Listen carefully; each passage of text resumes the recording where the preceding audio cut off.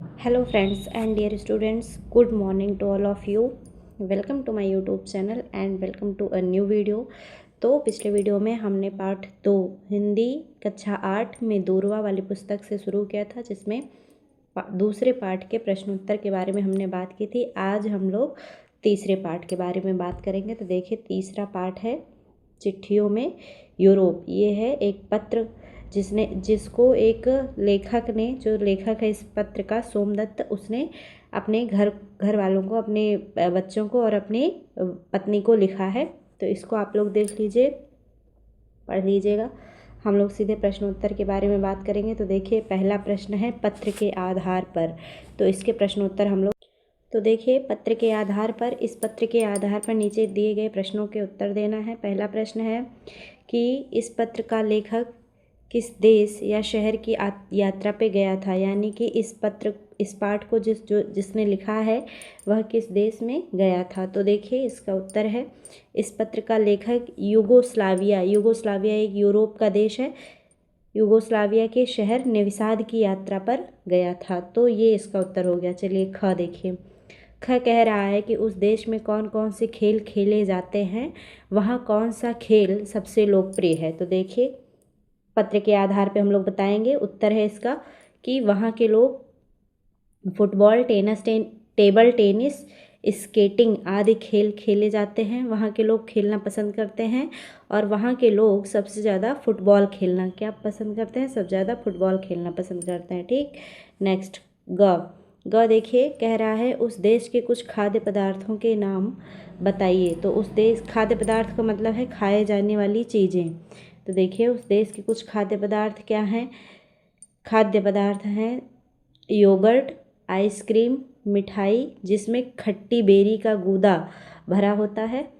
देखिए, खट्टी बेरी का गूदा भरा हुआ होता है। सेवइयाँ, सेमियाँ, उबली सूप में ब्रेड और बटर, मार्मलेट आदि खाए जाते हैं। ठीक है, इसके बाद नेक्स्ट घ कह रहा है कि लेखक ने यह क्यों कहा कि अच्छे से रहना मम्मी, ताकि माँ को तकलीफ़ ना हो। लेखक ने यह क्यों लिखा है। तो देखिए, उत्तर है, लेखक ने ऐसा इसलिए कहा क्योंकि, उत्तर है कि लेखक ने ऐसा इसलिए कहा क्योंकि वह शहर से बाहर गया था। माँ बच्चे अकेले थे। अगर बच्चे माँ को तंग करेंगे तो माँ को तकलीफ़ होगी, इसलिए लेखक ने ऐसा कहा है। ठीक है, तो अब हम लोग चलेंगे आगे। देखिए, दूसरा प्रश्न है पत्र से आगे। पत्र से आगे क्या है, इसको हम लोग किताब से देखते हैं। प्रश्न को पढ़िए। कह रहा है कि क प्रश्न है इसका, पत्र से आगे वाले प्रश्न का क है कि भारतीय खाने की कुछ चीज़ें जैसे चावल, सेवइयाँ, मिठाइयाँ यूरोप में अलग ढंग से खाई जाती हैं। क्या भारत में ये चीज़ें अलग अलग ढंग या तरीक़ों से बनाई और खाई जाती हैं, पता करो और बताओ। ये हमारा प्रश्न है। इसका उत्तर देखिए क्या है। इसका उत्तर हम लोग देखेंगे। तो देखिए, इसका उत्तर है, हर जगह पर खाने की चीज़ों को अलग अलग ढंग से बनाया जाता है। तो देखिए, यहाँ पे थोड़ा स्पेस होना चाहिए था, आप लोग स्पेस डाल के लिखिएगा। अलग अलग ढंग से बनाया जाता है, जैसे कई जगहों पर चावल को उबाल कर बिरयानी बनाकर, मीठा चावल बनाकर खाया जाता है। ठीक है, और कहीं पे क्या होता है, इडली और डोसा बनाकर खाया जाता है। सेवइयाँ, कहीं कहीं क्या होता है, सेवइयाँ दूध में डालकर बनाई जाती हैं। तो कहीं नमकीन सेवइयाँ बनाकर, मीठा बनाकर या फालूदा आदि के रूप में खाई जाती हैं। ठीक है, ये हमारा प्रश्न था। नेक्स्ट है ख वाला जो प्रश्न है, इसमें देखिए क्या कह रहा है। कह रहा है दूना नदी, इसको ऐसे ब्रैकेट में ख है। ठीक है, ये कह रहा है कि दूना नदी जो है यूरोप के कई देशों में बहती है। भारत में भी अनेक ऐसी नदियां हैं जो कई राज्यों के बीच में बहती हैं। ऐसी कुछ नदियों के नाम लिखो। यह भी पता करो कि वे कौन कौन से राज्यों से होकर बहती हैं। तो चलिए देखिए, उत्तर है, उत्तर देखिए आप लोग। उत्तर में नदियों के नाम एक तरफ राज्य के नाम लिखिएगा। तो पहली नदी क्या है, गंगा। गंगा किस किस राज्य में बहती है, उत्तराखंड, उत्तर प्रदेश, बिहार और पश्चिम बंगाल। बंगाल शायद नीचे हो गया है, लेकिन आप लोग यहीं पे लिख सकते हैं। पश्चिम लिखा है, बंगाल हम लिखे दे रहे हैं, तो पश्चिम बंगाल ये हो जाएगा। ठीक है, नीचे देखिए, यमुना कहाँ कहाँ बहती है। तो यमुना बहती है दिल्ली और उत्तर प्रदेश में, नर्मदा महाराष्ट्र में, कावेरी कर्नाटक और तमिलनाडु में बहती है। ये हो गया। ठीक, नेक्स्ट है तीसरा प्रश्न है मौसम और ऋतुएं। पत्र में लिखा गया है कि मौसम अच्छा चल रहा है, यहाँ बसंत आ रहा है, ये जो है पत्र में लिखा गया है। फिर आगे आपसे प्रश्न पूछा है कि भारत के अलग अलग भागों में भी अलग अलग तरह का मौसम रहता है, साल भर अलग अलग ऋतुएं अपना प्रभाव दिखाती हैं। अब तुम बताओ कि तुम्हारे प्रदेश में साल भर मौसम कैसा रहता है। ये प्रश्न था। उत्तर देखिए। उत्तर है हमारे प्रदेश में साल में हर तीन तीन महीने में ऋतुएं बदलती रहती हैं। कौन कौन सी ऋतुएं होती हैं देखिए, सर्दी, गर्मी, बरसात और बसंत। ये सब ऋतुएं हमारे प्रदेश में पाई जाती हैं। हमारे प्रदेश जैसे उत्तर प्रदेश, बिहार, मध्य प्रदेश, इन सब राज्यों की बात हम लोग कर सकते हैं। नेक्स्ट है चौथा है खान पान। किताब से देखेंगे इस प्रश्न को। तो चलिए देखिए, यहाँ पे चौथा प्रश्न है खान पान। आप लोग यहाँ देखिए, कह रहा है का अपने प्रदेश के कुछ खाने पीने की चीज़ों के नाम बताओ, और खा है अपने मनपसंद व्यंजन को बनाने का तरीका पता करो और लिखो। उसमें सबसे पहले सामग्री लिखना है और फिर विधि लिखना है। चलिए हम लोग आंसर देखेंगे। तो देखिए उत्तर है कि हमारे प्रदेश में खाने की चीज़ों में क्या क्या है, छोले भटूरे, बाटी चोखा, कढ़ी चावल, दाल चावल, पराठे, सब्जी, रोटी आदि, ये सब हमारे प्रदेश में खाया जाता है। और हमारा प्रदेश, अभी हमने बात की कौन कौन से प्रदेश की बात हम लोग कर सकते हैं, उत्तर प्रदेश, मध्य प्रदेश, बिहार। ठीक, नेक्स्ट आगे देखिए, ख जो प्रश्न है अपने मनपसंद व्यंजन को बनाने का तरीका पता करो और लिखो। तो मैंने यहाँ पे लिखा है, देखिए मेरा मनपसंद व्यंजन क्या है, चावल की खीर। अगर आप लोगों को चावल की खीर पसंद है तो आप लोग ये लिख सकते हैं, और अगर आपको कोई और व्यंजन पसंद है तो आप उसको, उसकी सामग्री और उसको बनाने के तरीके को आप पता करके लिख सकते हैं। ठीक है, तो चलिए देखिए सामग्री क्या है। इसमें सामग्री है दूध, चावल, चीनी, सूखे मेवे में क्या है, नारियल का बुरादा, काजू, बादाम, चिरौंजी और इलायची। फिर अब हम देखेंगे विधि देखिए, विधि कह रहा है सबसे पहले चावल को धो लें, कढ़ाई में 1 चम्मच घी डालकर इसमें चावल डालें, 2-3 मिनट तक धीमी आंच पर एक बड़े चम्मच से चलाते हुए फ्राई करें। फिर खीर बनाने के बर्तन में दूध डालकर गैस पर गर्म करने के लिए रख दें। दूध में उबाल आने के बाद इसमें भुने हुए चावल को डालकर 8 से 10 मिनट तक मध्यम आंच पर बड़े चम्मच से चलाते हुए पकाएं। जब चावल अच्छी तरह पक जाए तो दूध में चीनी डालकर पकाएं। चीनी घुलने के बाद दूध में नारियल का बुरादा, मखाने, बादाम, काजू और चिरौंजी डालकर खीर गाढ़ी होने तक लगभग 8 से 10 मिनट तक मध्यम आंच पर पकाएं। चावल की खीर तैयार है, इसे गर्मा गर्म खाएं। ये है चावल की खीर बनाने का तरीका, आप लोग इसको लिख लीजिएगा। नेक्स्ट हम लोग चलिए देखते हैं पाँचवा प्रश्न कह रहा है इकट्ठा करने का शौक। आप लोगों को बुक से देखिए पाँचवा प्रश्न है इकट्ठा करने का शौक, यहाँ से है ना। तो देखिए इसमें लिखा है कि इस पुस्तक के किसी पाठ में है कि कुछ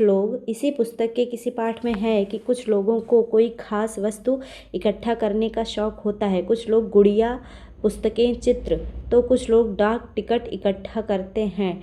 डाक टिकट का मतलब है जो डाकघर से टिकट मिलता है, या आप रेल टिकट की भी बात कर सकते हैं। ठीक है, इस आधार पर आपको प्रश्नों का उत्तर देना है। पहला प्रश्न है, यदि तुम्हें भी किसी चीज़ को, कोई चीज़ इकट्ठा करने का शौक है तो उसके बारे में अपने साथियों को बताओ। तो चलिए हम लोग उत्तर देखेंगे इसका। तो देखिए उत्तर है मुझे टिकट इकट्ठा करने का शौक है। मैं जब भी किसी नए शहर ठीक है, जब भी किसी नए शहर जाता हूँ या किसी स्थान का टिकट देखता हूँ तो उसे अपनी संग्रह में शामिल कर लेता हूँ। यह शौक मुझे अलग अलग शहरों और उनकी संस्कृति के बारे में जानने का मौका देता है। टिकट में आप चाहे बस का टिकट या रेल का टिकट भी लिख सकते हैं। ठीक है, तो दूसरा प्रश्न है अपने किसी परिचित के बारे में लिखो जो इस तरह की चीज़ें इकट्ठे करता हो। तुम इन चीज़ों के बारे में लिख सकते हो क्या? उन चीज़ों के बारे में प्रश्न भी दिया है, लेकिन पहले उत्तर यहाँ पे थोड़ा सा देख लीजिए। मेरे एक परिचित को पुराने सिक्के इकट्ठे करने का शौक है। फिर का है दूसरे का कि उन्हें कौन सी चीज़ इकट्ठा करने का शौक है।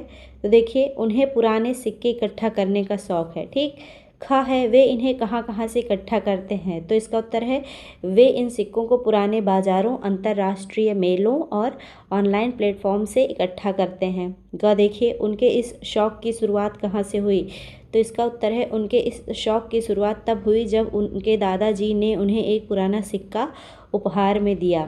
घ वे इकट्ठी की गई चीज़ों को कैसे संभाल कर रखते हैं, तो देखिए इसका उत्तर है वे सिक्कों को एक विशेष अलमारी में रखते हैं जहां उन्हें धूल और नमी से बचाने के लिए कवर में रखा जाता है। नेक्स्ट है अंगा, इन चीज़ों को इकट्ठा करने और रखने में कौन कौन सी समस्याएं आती हैं, तो देखिए इसका उत्तर है इन चीज़ों को इकट्ठा करने और रखने में सबसे बड़ी समस्या यह है कि कभी कभी पुराने सिक्के नष्ट होने लगते हैं। इसके अलावा सही सिक्कों को ढूंढना और उनकी कीमत समझना भी मुश्किल हो सकता है। ठीक, ये है। अब छठवां प्रश्न आएगा। छठवां प्रश्न देखिए आप लोगों को बुक से देखिए। छठवां प्रश्न है पेड़ पौधों के नाम। कह रहा है इस पत्र में लेखक ने अलग अलग तरह के पेड़ पौधों का जिक्र किया है, पता लगाओ वे कौन से पेड़ पौधे हो सकते हैं। इस काम में तुम अध्यापकों और अपने साथियों, पुस्तकालय या अन्य साधनों की सहायता ले सकते हो। ठीक है, ये है। और संकेत में देखिए, संकेत में फूलों का चित्र मतलब वृक्षों का चित्र भी बना के दिया है। तो चलिए इसका जो है आप लोग प्रश्न पढ़िए, उत्तर देखिए छठवें का पहला है क, जिसे नए साल पर लगाते या सजाते हैं। तो देखिए कह रहा है जिसको नए साल पे लगाते या सजाते हैं, तो इसका उत्तर क्या है, क्रिसमस ट्री। ख देखिए, ख है सफ़ेद कुमुदनी जैसा नीला बैगनी फूल। सफ़ेद कुमुदनी के जैसा नीला बैगनी फूल क्या होता है, तो देखिए इसका उत्तर है गुलबहार का फूल। ग है लाल और पीले फूलों वाले पौधे। लाल और पीले फूल वाले पौधे तो क्या हो सकता है, गुलाब, क्योंकि बुक में यही सब दिया गया है। ठीक है, तो इसका उत्तर ये हो जाएगा। सातवां प्रश्न है मानचित्र में। मानचित्र को हम लोग बुक से देखेंगे और उसके आंसर को भी वहीं से देखेंगे। देखिए सातवां प्रश्न कह रहा है कि इस पत्र में अनेक देशों, शहरों और नदियों का जिक्र किया गया है। नीचे दिए गए मानचित्र में उन स्थानों के नाम भरो। तो देखिए इस पत्र में किस देश की बात की गई है, तो यूगोस्लाविया देश की बात की गई है। किस शहर की बात की गई है, नेवी साद शहर की बात की गई है। और नदी, कौन सी नदी की बात की गई है, तो दूना नदी की बात की गई है। तो आप लोग इस मानचित्र में इन 3 चीज़ों को भरेंगे। कौन सा देश है, तो देखिए हम लिख दे रहे हैं यहाँ पे आप लोगों की सुविधा के लिए। इस देश का नाम है यूगोस्लाविया। यूगोस्लाविया देश को आप लोग इस मानचित्र में दिखाइएगा। ठीक है, और इसका शहर है नेवी साद। शहर का नाम है नेवी साद, जहाँ पर लेखक गया था। और नदी जो है वो है दूना नदी, जो कि कहाँ पे है, यूरोप में बहती है। दूना नदी यूरोप के कई मतलब देशों में बहती है। और भी आप लोग इसमें क्या क्या दिखा सकते हैं, कौन कौन से देश दिखा सकते हैं, देखिए हम लोग सर्बिया दिखा सकते हैं, सर्बिया, हंगरी। ठीक है, ये सब देशों को आप लोग इसमें चिन्हित कर सकते हैं। तो आप लोग मानचित्र को देख लीजिएगा, मानचित्र में आप लोग चिन्हित करते जाइएगा। हम लोग चलेंगे अगले प्रश्न पे। 8वां प्रश्न देखेंगे। 8वां प्रश्न है पत्रों के माध्यम से। अब इसका उत्तर हम लोग देखेंगे। ठीक है, देखिए पत्रों के माध्यम से का है, तुम लोग गौतम से एरोग्राम मांगकर हमको चिट्ठी लिखना। ये जो है पाठ में लिखा गया है। तो कह रहा है ऊपर के वाक्य पर ध्यान दो और किसी डाकघर में जाकर पता करो क्या कि एरोग्राम किसे कहते हैं। साथ ही यह भी पता करो कि पत्र भेजने के लिए कौन कौन से साधन उपलब्ध हैं। तो चलिए इसके लिए आप लोगों को डाकघर जाने की ज़रूरत नहीं है, इसका उत्तर हम आपको बता देते हैं। चलिए देखिए, कह रहा है एरोग्राम एक तरह का पत्र होता है जो लिखकर विदेश भेजा जाता है। उसी में लिखकर उसे तीन मोड़ से मोड़ते हैं। जो एरोग्राम होता है जैसे एक पत्र की तरह होता है, चिट्ठी की तरह। ठीक है, एक कागज़ होता है, उसको लिखकर उसको 3 जगह से मोड़ते हैं। पत्र भेजने के लिए अन्य साधन भी हैं, जैसे क्या, अंतर्देशीय पत्र और पोस्ट कार्ड। ये इन सब के माध्यम से भी हम लोग पत्र को एक देश से दूसरे देश में भेज सकते हैं। अंतर्देशीय पत्र, पोस्ट कार्ड। ठीक है, ये सब पत्र भेजने के अन्य साधन हैं। दूसरा प्रश्न है, दूसरा मतलब 7वें का ख है 8वें कक्षा है। आधुनिक तकनीकी द्वारा भेजे जाने वाले पत्रों के बारे में भी पता करो, जानकारी प्राप्त करो, जैसे जैसे है ईमेल, फैक्स आदि। इसके बारे में हम लोगों को जानना है कि ये सब क्या है। तो चलिए इसका उत्तर देखिए। ईमेल का पूरा नाम इलेक्ट्रिक मेल होता है। यह एक तरह का डिजिटल मैसेज होता है जिससे एक व्यक्ति दूसरे व्यक्ति से बात कर सकता है। ये ईमेल के बारे में था। फैक्स, फैक्स क्या होता है देखिए। फैक्स मशीन एक इलेक्ट्रॉनिक डिवाइस है जिसके माध्यम से कोई भी व्यक्ति विश्व के किसी भी कोने में अपने डॉक्यूमेंट को भेज सकता है। ये फैक्स था।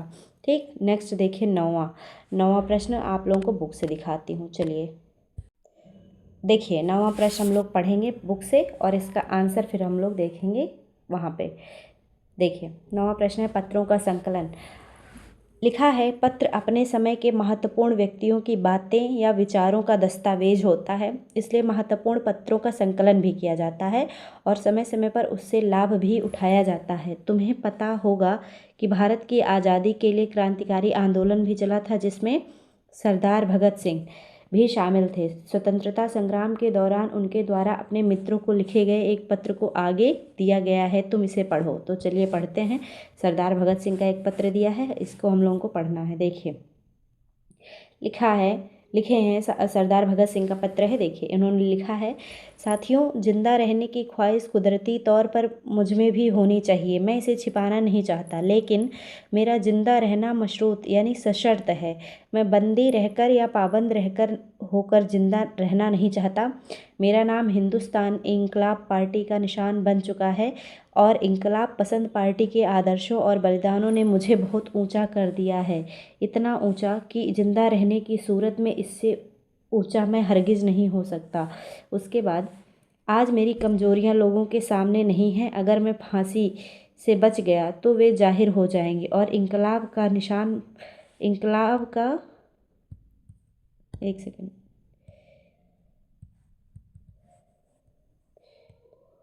का निशान मध्यम पड़ जाएगा या शायद मिट ही जाएगा। लेकिन मेरे दिलेराना ढंग से हंसते हंसते फांसी पाने की सूरत में हिंदुस्तानी माताएं अपने बच्चों के भगत सिंह बनने की आरजू किया करेंगी और देश की आज़ादी के लिए बलिदान होने वालों की तादाद इतनी बढ़ जाएगी, इंकलाब को रोकना साम्राज्यवाद की संपूर्ण शैतानी शक्तियों के बस की बात नहीं होगी।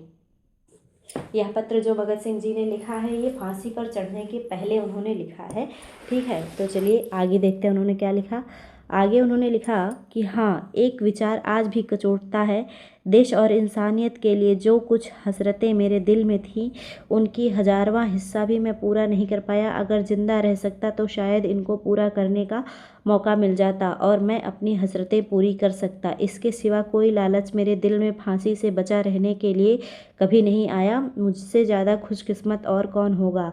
मुझे आजकल अपने आप पर बहुत नाज है। अब तो बड़ी बेताबी से आखिरी इंतहा का इंतज़ार है। आरजू है कि यह और करीब हो जाए। आपका साथी। नीचे उन्होंने अपनी साइन की है, भगत सिंह। देखिए, ठीक, ये भगत सिंह का पत्र हम लोगों ने पढ़ा। इसके बाद अब हम लोग देखेंगे इसके आधार पे प्रश्न है। अब तुम बताओ कि पहला प्रश्न देखिए। पहला प्रश्न कह रहा है कि तुम्हें इस पत्र द्वारा आज़ादी से पहले किसके बारे में और क्या जानकारी मिली, ये प्रश्न है। उत्तर हम लोग देखेंगे। इसका उत्तर देखिए इसका उत्तर है भगत सिंह। इससे भगत सिंह के बारे में पता चलता है कि भगत सिंह ने फांसी पर चढ़ने से पहले क्या सोचा था। ठीक है, उसके बाद इसका जो दूसरा प्रश्न है, बुक से देखिए आप लोग। इसमें लिखा है, दूसरा प्रश्न जो है, तुमने देखा कि पत्रों द्वारा तुम्हें देश विदेश की ही नहीं बल्कि किसी भी समय किसी भी महत्वपूर्ण बात की जानकारी मिल सकती है। तुम अपनी पसंद के विभिन्न समय, समाज और महत्वपूर्ण संदर्भों से जुड़े कुछ पत्र और संकलन तैयार करो तथा उस पर अपने साथियों से बातचीत करो। ये आप लोग खुद से कर लीजिएगा। जो आजकल लेटर, मतलब अगर कहीं से आपको लेटर मिले तो उसको जो है इकट्ठा करके आपस में जो 2-4 आपके दोस्त मित्र साथी हैं उन पे चर्चा करिएगा। ठीक है, तो चलिए इतना ही था आज के वीडियो में। आज के हम लोग क्वेश्चन आंसर को देख लिए हैं। अगर आपको वीडियो अच्छा लगा हो तो वीडियो को लाइक करिए और अगर आज अभी तक आपने चैनल को सब्सक्राइब नहीं किया हुआ है तो चैनल को सब्सक्राइब कर लीजिए। मिलेंगे हम लोग नेक्स्ट वीडियो में नेक्स्ट चैप्टर के साथ। तब तक के लिए thank you so much. Thanks a lot.